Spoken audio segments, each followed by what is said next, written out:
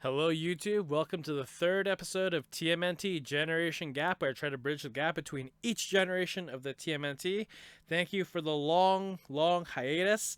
I'm back to talk about Leonardo, basically my impressions, body, weapon, accessories, and personality. Let's get right into body. Now, for the rise of the TMNT Leonardo, he is a red-eared slider.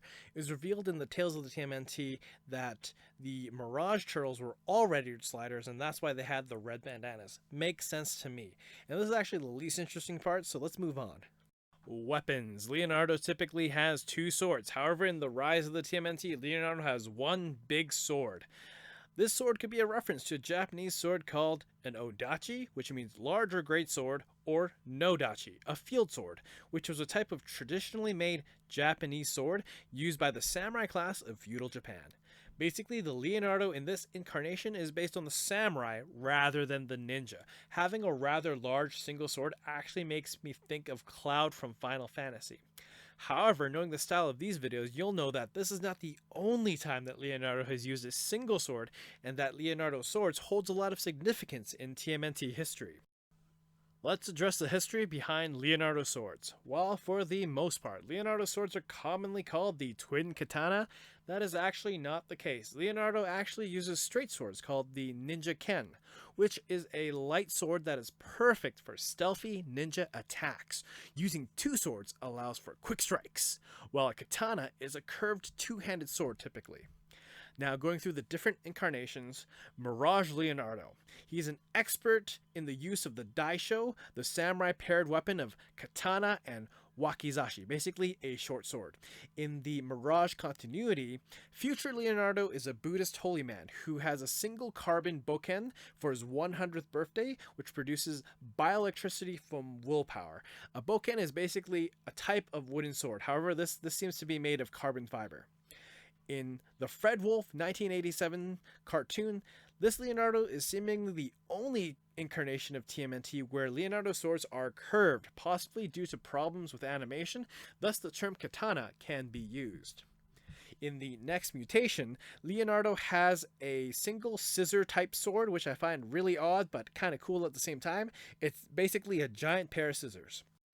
In the 2003 series, Leonardo uses a single sword a few times throughout the series. When he is first offered a special katana by the Shredder, prior to learning that Shredder is his greatest enemy.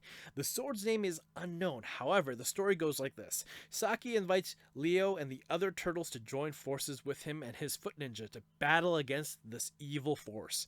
Sensing Leo's hesitation, Saki tells the turtle to meditate on his offer overnight and let him know tomorrow. Before parting, as a gesture of goodwill, Saki gives Leonardo a finely crafted katana, forged by Toshi Kurohawa in the 16th century.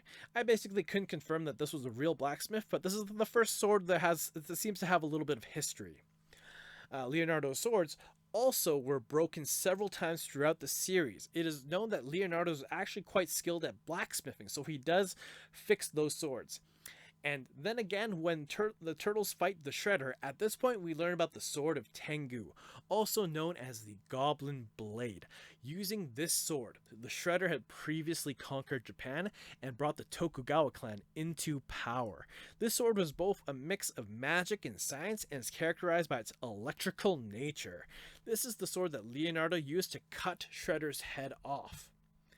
In the Same As It Never Was episode, we can see that a future Leonardo only carries one sword and is dressed like Morpheus from The Matrix. Finally, in the 5th season, as Leonardo is part of the 8 acolytes under the Ninja Tribunal's training, Leonardo is the only one who doesn't receive a weapon from the Spirit Forge. The reason is unknown, but it is possible that while it saw him and Faraji as both worthy candidates, the Spirit Forge must have sensed a greater force in Leonardo, meaning he didn't need an additional weapon. His otherworldly form is that of a dragon, a rare form unheard of in someone his age. It could be the reason why the Spirit Forge didn't give him a weapon, and Khan of the Tribunal mentioned that he and the rest of the Tribunal were right about Leo, meaning they could have known he was given a greater power that meant he didn't need that weapon. This is a theory that some fans have come up with, since Leonardo's swords were previously repaired during the Battle of Nexus arc, and therefore his weapons were already deemed worthy, which I thought was very noteworthy. In the IDW comics, the IDW Leonardo has his blades named after famous Japanese samurai, which I found really cool. So his two swords are called Musashi and Kamizumi. Basically, Musashi is named after Miyamoto Musashi, basically the greatest swordsman in the history of Japan, and Kamizumi Nobutsuna is the inventor of Shinkage Ryu, meaning New Shadow School. In the 2012 series, Leonardo normally uses two katana. However, in the Super Shredder season, they are O-Katana, which is basically a longer version of the katana. Accessories. So I'm going to keep this short because I wanted to talk about weapons some more. In terms of expanding that weapon discussion, I'm hoping that Leonardo has a weapons room, likely to keep a collection of swords. This reminds me of the 2007 Imagi Leonardo grabbing all the weapons near the end of the movie, not unlike Cloud from Final Fantasy. This is perhaps one of my favorite moments because it's a moment where Leonardo gets creative, and this technique where he grabs all the swords is reminiscent of Cloud's Omni Slash, where he throws all the swords and uses them to hit the opponent. I hope that the new Leonardo will have an opportunity to show off each of his swords in maybe a potential sword collection. Personality. Now, I've actually seen some episodes of Rise of the TMNT, and I found that my initial thoughts were not quite correct, although I still felt that he's kind of the rebel, he's trying to be the cool guy in the group, and he's definitely a middle child. And this is actually not the first time that Leonardo has given up leadership, although it is the first time that Leonardo is not the leader of the group at the beginning. Let's talk about the history of that. In the 1987 series, there are two episodes. In one episode, Leonardo suffers a crisis of confidence and left the group to do some soul searching, and all his brothers tried their hands at being the leader in his stead, only to find that none of them could match his leadership skills. In Season 3, Take Me to Your Leader, Leonardo also gives up his leadership and walks away after Dream convinces him that he is no longer a good leader, and the others have to find him and stop Shredder, Krang, Bebop, Rocksteady from draining the energy from the sun, and they basically save the Earth. In 2003, the same as it never was, Leo was heavily scarred and only uses a single katana, and is heavily segregated after the loss of Donatello and Master Splinter. Leonardo basically becomes the loner type in this scenario and is unable to reconcile with his brothers. In addition, after the Turtles in Space arc and almost losing his brothers and Master Splinter, Leonardo is filled with self-doubt and blame. He becomes intense as noticed by Miyamoto Usagi. Leonardo lets go of his leadership role in order to further train himself with the Ancient One. And this also kind of expands into the 2007 Imagi Leonardo. Some may say that the Imagi Leonardo appears to be an extended storyline where Leonardo goes away to train. In this case, Leonardo and Raphael are at odds with their limits of morality, the team slowly disintegrating over time before Leonardo returns.